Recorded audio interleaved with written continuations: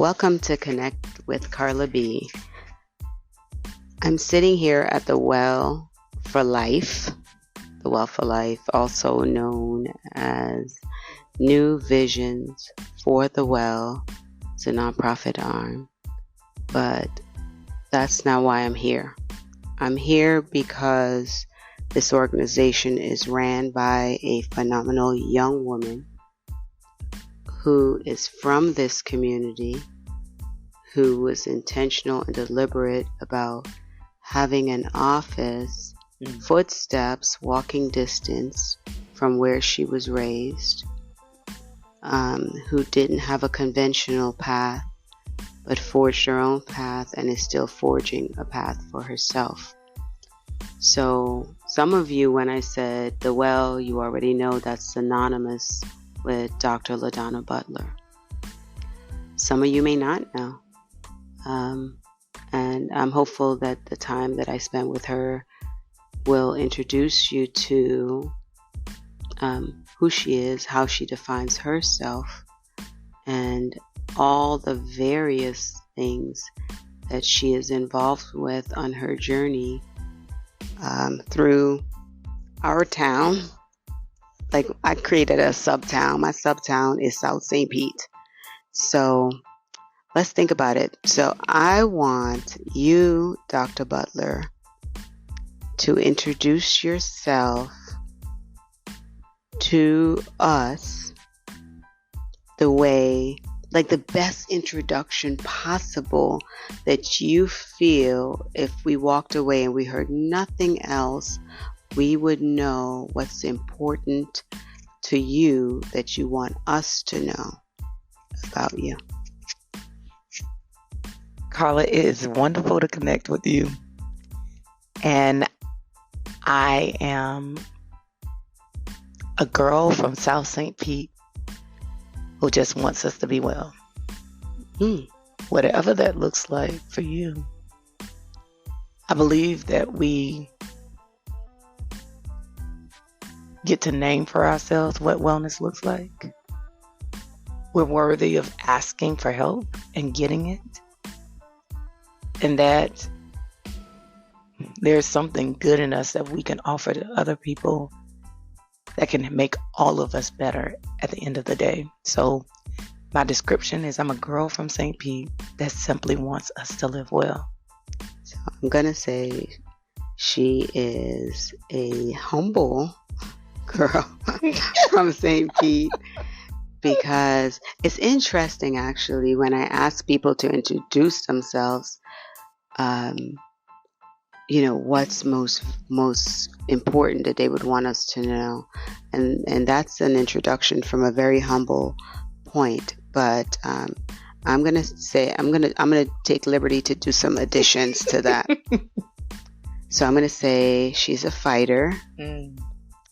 She is a survivor. Yes. She is a mother. Yes. She is a wife. I am a whole wife, I hear you. She is a spiritual woman. And she is a woman who is focused on the health and wellness of her community. Like, one of the things I admire for sure is, many people can grow and go. And she's growing, ever evolving, but she's staying right here because the question is because. This is my home. Okay. I believe that I often say our stories matter, our strategies work, and we are worthy of investment. Well, St. Pete is my home, and this is where I choose to make meaningful investment. Now, I'm not naive. I do understand that my work is local, but has national and now international reach. That the work that I've seeded here and has been watered and the ground has been tilled with myself as well as my community, the people who love us too, has allowed me to grow in ways I can't even really put to words. So that's why I keep saying I'm a girl from St. Pete that wants to see us well, because if I can make meaningful investment here, then other people will make meaningful investment in their own home. And then we are changing society for generations to come. So that is the work.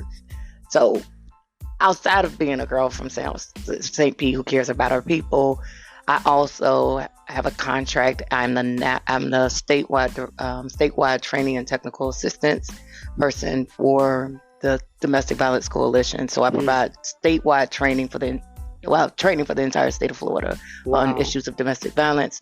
Mic drop. Why you? How did you get selected? Do not come back with why not me, Carla Bristol. Just tell us why. There is a reason why you're doing that, why you've been selected to do that. I believe my education and my experience. So my education, my formal education, I have a doctorate in counselor education and supervision. So I did the work. So I went to school and I studied and became proficient in treating trauma. That's so my education and preparation. Second, my lived experience as a survivor of domestic violence. So when you combine the two to say, yes, I studied, but this is what I lived. And I watch people like me and not like me every day struggle with how to find their own agency and how to come back to the sense of themselves. I think that helps my why, that fuels my why. It also fuels the people who select me, because I'm a trainer. I train well. I have a way of connecting with people in meaningful ways. And I truly believe in the capacity of people to learn so that they can do impactful work. So, again, yes, a girl from St. Pete, who cares? There we go. Right? Because I want us to know that. And a whole doctor out here, a whole person who studied violence and its impact on societies. And now a statewide trainer and technical assistance person. That's just one piece of the work, right? Right. But help me understand, why did you decide to get into this work? What, if you could think back, if you know the moment you decided, this is what I want to do. That's a different question, Carla. It is. I got into this work because I had strong Black women who loved me, who had been hurt, and through their hurt decided to nurture me, and they gave me the best pieces of themselves. They also gave me some pieces that they gave me some pieces of myself that I've now learned that I needed to heal. So that's a part of the why. That I lived with my grandmother as my mom was navigating her own healing journey. I then repeated some of the same cycles and needed to heal from that. And then I met Carla Bristol. Girl, you're going to make me segue to a question that's important. Ladonna, do you remember? I remember. So I could take privilege in this moment and call you Ladonna. Yes. I'm going to want to know what they called you when you were growing up. Nikki. You're certainly tenacious. Nikki. So do you remember how we first connected? Listen, I tell that story often. For real? I was minding my business, actually, over here at the well, right? We were just starting, honestly. Okay. And I got a phone call from Carla, who was saying, hey, we're having this meeting. You need to show up. And I had no idea what the meeting. That was the first time. I was like, dang, we didn't connect before that? I don't recall a tight connection before that. Okay, a tight connection. But we were I remember. Okay, thank you, Carla. I knew. Shopping at Carla's. Listen, buying up all this lady's clothes, art. I was fascinated with Carla. There is a rhythm of her movement and an attractiveness and a magnetism that Carla has that helped me. And I don't know that she ever knew this. That helped me feel safe here. Because not everyone who sees you grow actually wants that to happen, and then they will intentionally do things to cause harm. Wow. Some people need you to stay small because it helps them to feel more powerful. Wow. Some people need you to stay small so that they can say that they're the ones who helped you. But Carla has never been that way. Carla has always created space for people to show up.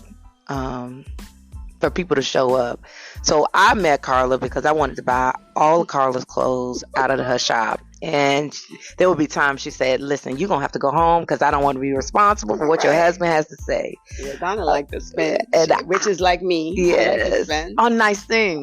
And with my people. So that's true. I like to invest my little dollars in places where it really matters. So I can't wait to do that. And you would bring friends who visited you to visit me. And then now you could talk about that phone call. Yes. Oh, so after I bought Carla's clothes, right? And she introduced like international designers, by the way. Yes. Okay. Carla then calls because we had a relationship. So if you're listening, number one, relationships will help everything. So it was because we had a pre-existing relationship that Carla could call the same day and said, hey, we're having this meeting with some crime survivor people. Can you come? Without needing explanation, because on the strength of our relationship and word, I wanted to show up because Carla keeps showing up. And so I showed up in that space, ready to listen. And it was in those moments that I realized that the call was much greater. The call that I think she was making was to see if there were any clients who wanted to be a part. What she didn't realize is that was a call for me. It was time for me to share my story. It was time for people to know that I'm not only Dr. Ladonna Butler, but I am a survivor. And it's through my survivor identity that informs my clinical practice. It helps me to know that waiting on someone to show up on my doorstep to fill out a form is never going to happen because that's not how I did it. And it helps me to be flexible to know that sometimes you just simply need to be present and wait on the people to finally say, hey, can I talk to you real quick? And that's what mental health is for me, right? When I think about what mental health care is, it is really about the power of connection, your availability, and being flexible and giving help the way that the people say they want to give it and receive it. Now, I am skilled and tooled, so know that I am definitely using DBT. I'm using some ART. I'm doing some CBT, right? I'm doing, right? And all of those things. Look, Ladonna could probably observe me for 1 week and be like, Carla, that was it. That's CBT, it. ART. Yeah. So we're using the skills, right? I just happen to have language for it. But it doesn't matter because me telling you that's what I'm doing with you in our connection doesn't matter. What most people walk away from me and say is I feel better and I don't know why. Or they get curious about something and find themselves doing and making moves differently. And they can't even trace when that happened or why that happened. And all of a sudden they're behaving in ways that they wouldn't typically have behaved. Or they find themselves now ready to start groups after having a meeting and they didn't even know, like, when did I decide that I was going to do that? I don't need to tell people that the strategy that we're using to help you see yourself and heal and know that advocacy is one of the best clinical strategies that there is. The thing is that if you think about it, in all different professions, we need to see ourselves. And especially in the mental health space where the Black community has rejected mental health as an illness, as a need to be better, right? We could pray it away. It doesn't really exist. It's all in your head. It's all in your mind. So the idea of having representation, so I'm going to use that to segue into your annual conference. Oh. Right?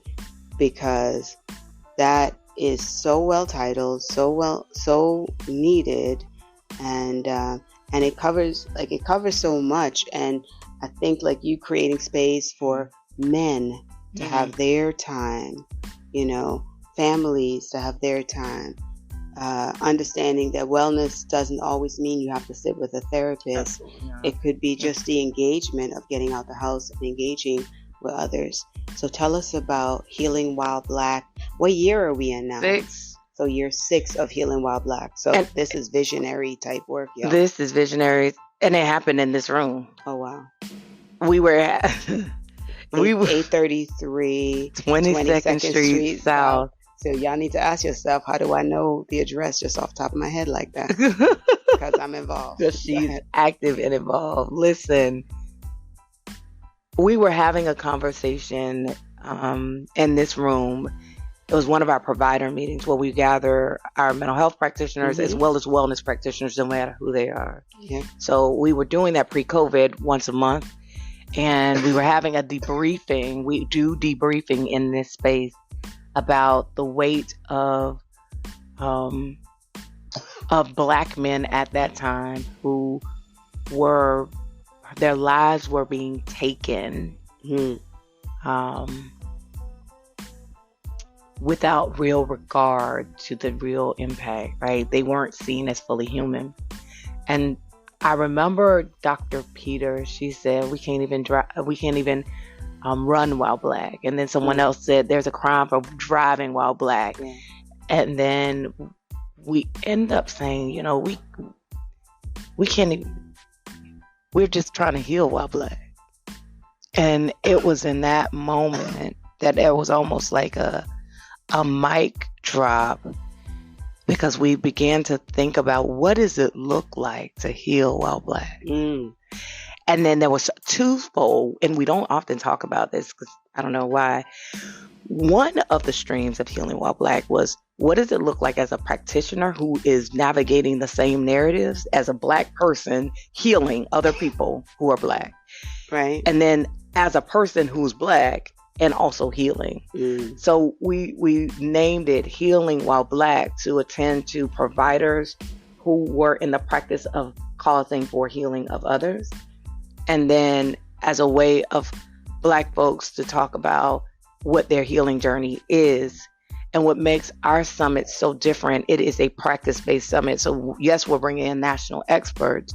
Yes, we also recognize the brilliance of our own stories. So it's local people who are just on their healing journey who are informing us of what that process is like. So it's a lot of fun. It's a lot of fun listening and learning and leaning in.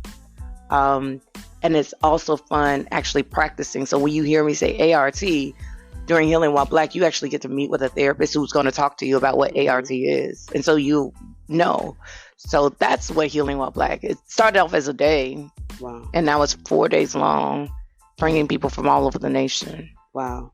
And somehow it survived through COVID. Yes. Because I remember you put it online. Yes. So that people could still access it, because people still want to be a part of this movement to wellness, to not hiding, because hiding helps no one, especially not the person experiencing the trauma or who is still living with childhood trauma as adults. So we see that as well. So Healing While Black. Healing While Black. Through all that, you are now in the art space. Yes. You are recognizing the importance of art. And the thing is, as someone who has been a gallerist here in St. Petersburg, I could tell you that a large portion of artists that I've met, some of course are academic, so they've learned art that way. Some picked up art through it being a hobby, but many were asked by a therapist, what's something you enjoy doing? Spend more time doing that. And they didn't even realize they had it in them. So then they were able to use art as a means of of therapy, as a therapeutic form. Like I talk about, hey, touching the soil, therapeutic. So art is a form of therapy. So then you have and you continue to now open up more spaces for art to exist within healing. Tell us about that. Absolutely. And honestly, that's art provides language for the unspoken, right? It translates the things that are sitting inside of our bodies. So the art form of dance allows us to move out what our bodies are feeling, using creative process, through creative writing, through painting, through photography. We're able to articulate the things that our soul is sitting with. And I was working for an agency, and their marketing person wrote by my name, practitioner of the healing arts. And that was the first time that I had ever seen that or heard that. And it made me curious enough to go back and ask why. She's like, well, that's what it says. In the state of Florida, I'm a licensed practitioner of the healing arts. Oh, wow. And so I said, well, let me look at what that means. And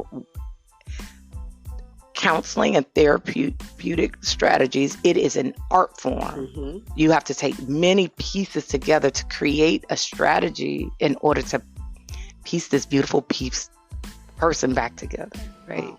So it's an art form. It's not an exact science. There are some scientific elements of it, but it's not an exact science. So using and leveraging the power of the arts in order to help language the unspoken has been one of the most, I think, transformative experiences of the practice. I want to be clear that art therapy is an entire discipline. People go to school for art therapy. We have art therapists who are part of the Well, who have beautiful practices of their own, and they lend their support here. And there is something therapeutic about using creative process. But in our connection, I want you to know, like, I've grown in my understanding and utilization of it. And now I curate those spaces. Because I won't say I'm not an artist. I believe I'm a healing artist. And what that means is my artistry is curation. Wow. Did talk about trauma centers, number one, and this whole trauma-informed care. So I want to say trauma-informed care means that we understand that what we're looking at has been impacted by something that often is not asked for. It changes the way that we trust other people. It changes the way we view something as safe or not safe. It changes the way that our bodies respond. That's trauma. And being informed about it helps us to read our relationships differently and understand the behaviors that we're seeing. Trauma-informed care also means, because we know trauma is there and present, it means that we make sure that we are having collaboration. It means that we make sure that there's transparency, because for people who have had a traumatic experience, anything that doesn't look clear means danger. So we need to be fully transparent so that they can understand, they can trust the situation. And it means also attending to the gender and ethnicity and other diversity components that shape the way that people view safety or not, being safe or not safe. We at the Well, while we are trauma informed, we are healing centered. Yes, the trauma is present. However, by remaining centered on what healing looks like and focus there versus on what happened to you, is one of the best ways of helping you move forward.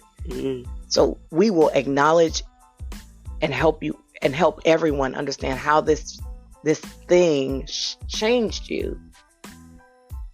But we really need to be focused on, what do we do now? And so that's what healing centered is. And it really is an empowering framework, a strength framework in order for us to be able to do our work. So in St. Petersburg, there is a model out of California. You and I worked on that, right? On understanding for crime survivors for safety and justice. making sure that there were trauma recovery centers across the country. And that's the model that we've adopted and we champion. Yep. St. Petersburg, we did something different.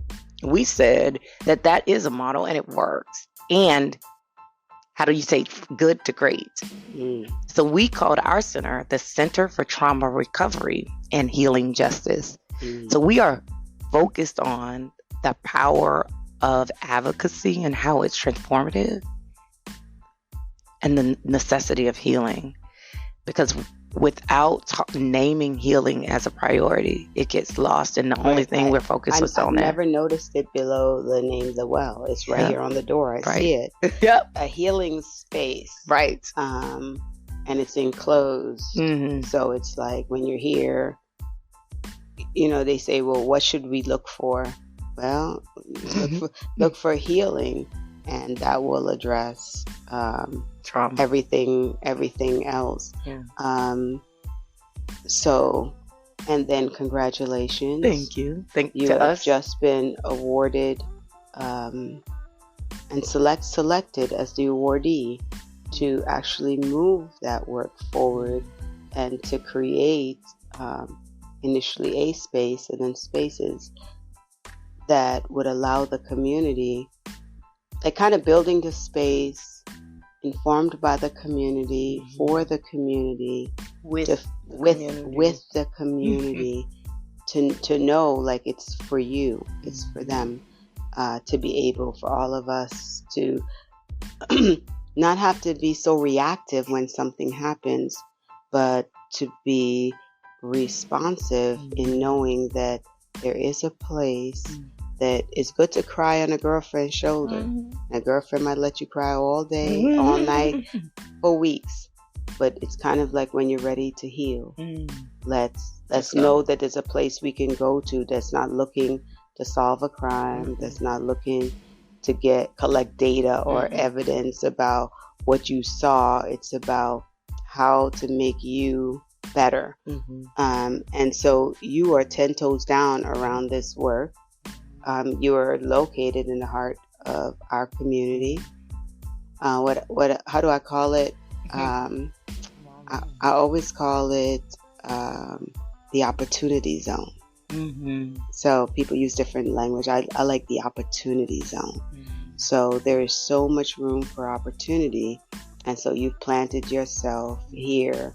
And then the well sounds like a place with a lot of water. The well can water those roots and help people. What does Dr. Butler do? Because she goes almost as hard as I go. So I'm a little older. She's a little younger. It's my younger sister. Yes. So what does Dr. Butler do to replenish herself? I go to the water. So I think it's real, right? I am a whole Aries out here in these good streets. So fire is it, and fire needs to be contained, and with water it can life-giving force, a life-giving source. So I go to the water. I like to say my morning routine is wake, walk, worship, water. And that's a part of the thing that sustains me, so that I can go to 5 different events and be just as refreshed and happy, because I've gone and done the things I needed to do for myself. So that's that routine. I also know that I'm only as sick as my degrees of separation. So I have multiple connections. I call people when I am not well. I ask for help. I allow people who have earned the right to hear my story to speak into my life. And I'm becoming more mindful of my journey, that I get to love people in their fullest capacity wherever they are, understanding that I'm not required to stay there. When was the last time you cried? Yesterday. Yesterday. Actually, it might have been today. You know, I think I cried today for two reasons. I cried today because I was so grateful, grateful because of my family, grateful because of my relationships, grateful because I get to hear the impact that we're making. Like someone did a news story today, and I didn't ask her to talk about her experience with the well, but she just started talking about her experience and why we were important. And I don't know that I've ever just, without me directly prompting, I don't know that I've just heard someone say, this is what I needed, and this is how they showed up, and this is why we need more wells. Okay. And that was, I don't know. I think I know, but hearing somebody else to say it from a very real place, like unprompted, feels good. Right? Like, you know that you're doing good work. True. But then when you hear somebody say, listen, this saved my life. Like they didn't even know this is what I was going through. I'm like, I didn't. I didn't know. I also cried today because part of our work is through advocacy. And for 2 years, through champions like Michelle Rayner and Representative Rayner and Senator Rouson, we were able to unanimously have our Center for Trauma Recovery and Healing Justice go through both the House and Senate approved. You don't hear that. You hear it dying on the House floor or dying on the Senate floor. But 2 years in a row, it went in and it was vetoed without a reason. And I think we need to do power of the pen. The power of the pen unchecked is something that we need to do some work around and policy around, because no one person should be able to unilaterally say no to something that electeds have already said yes to. Facts. Without explanation. Right? So if you want to have that authority, there needs to be a requirement of explaining to the organization after it's passed both branches. There needs to be an explanation at a minimum, and accountability and transparency of some of these whys, and it cannot be tied to I didn't like this person, right? Or I didn't political party, right. And so I cried because of the need and the necessity for transparency and advocacy and transparency in government and accountability when they're making decisions like that, because they're responsible. They're responsible to respond to the needs of the Florida residents. And so I'll say this. I'll say that there is power in connections. I'll say that it is through routine and support that I can be personally and professionally well. I will say that trauma has invaded our community in ways that I don't think we could really even comprehend, but so has resiliency. It has invaded our community in ways that I don't think we could ever comprehend. And I think that healing while Black and making the assignment to be joy is something that we're all ready for, even while we're attending to big things like our suicide rates going up, our murder rates being as they are, our health status being as they are. Even with that being very much true and present, we still have a divine right and assignment to experience joy. This year, the theme is Joy is the Assignment. And we are going to explore the purpose of our joy, the power of our joy, and the pursuit of our joy. Yeah. Constantly pursuing joy. Like, it's funny when I say to people, oh, every day I say happy something, and they go, I don't know. And I always say, either you are or you're en route to being. But it starts with the desire to be. So you have to desire to have joy. Because you can desire to stay in a place of unhappiness, But since my desire is happiness, it's why I could say happy whatever. Right. How are you doing?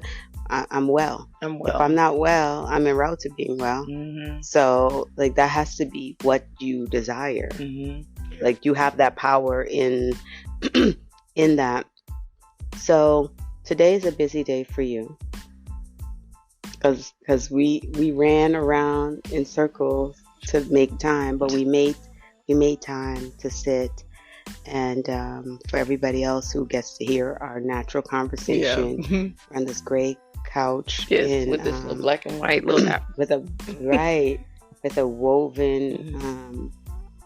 woven cloth textile that's sitting on it, thickly woven, and she's wearing a lavender dress with some beautiful jewelry, and she looks absolutely angelic.